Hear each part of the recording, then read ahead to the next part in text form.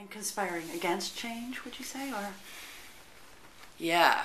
Well, okay, so I would say that when I hear people say change, especially in the time of the Obama administration, it's a hopeful idea that we're moving beyond what's held us back in the past. We're moving beyond, for example, empire.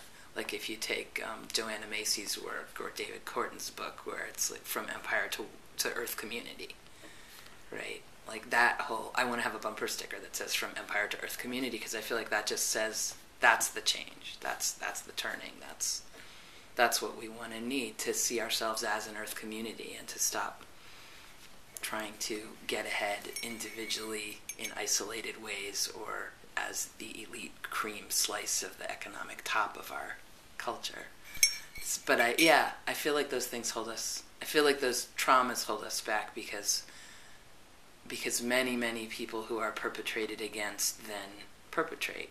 I mean, usually you either perpetrate or you remain in structures of being victimized or you find some source of healing. And it's the finding some source of healing that leads to change, or? That leads to our ability to come together as a people, which is what I think the change that needs to always be happening is that we love ourselves, and in loving ourselves we love each other, and that we love each other, and in loving each other we love ourselves. Right. That kind of loop where it goes back and forth. But I'm not sure that I see that as linear or happening now, or just kind of a movement that I always want to be giving my life force towards that might always be like the tides. So in that way, it's not change, it's just the natural unfolding.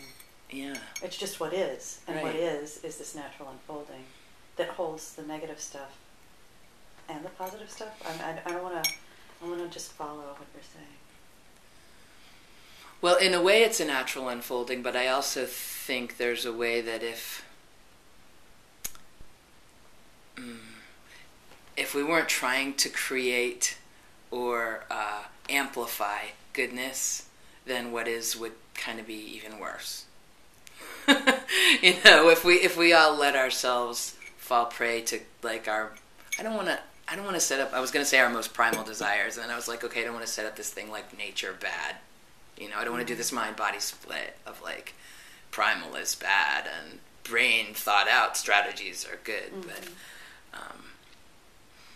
But I think there are forces, some people would call it evil, but I think there's an energy that is not life-giving, and that, whatever tells me to eat too much chocolate, or wouldn't it be easier to get high, or, that's kind of, that whisperer is out there for all of us with different kind of volume going on. So it doesn't feel like totally the natural ebb and flow, because I feel like we do have to commit. We have to make a choice and say, you know what? Chocolate sounds great.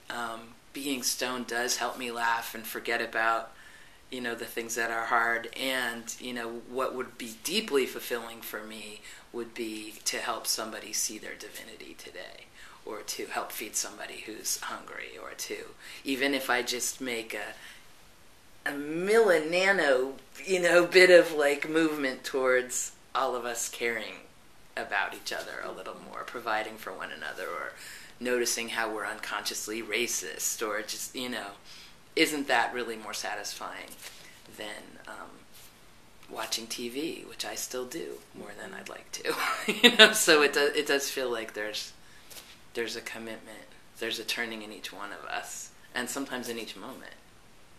And also a way of being gentle and saying, I'm not only divine, I am also human, and maybe it's okay to watch TV for an hour, or eat a chocolate bar, or even get high, depending on who you are and what your history is,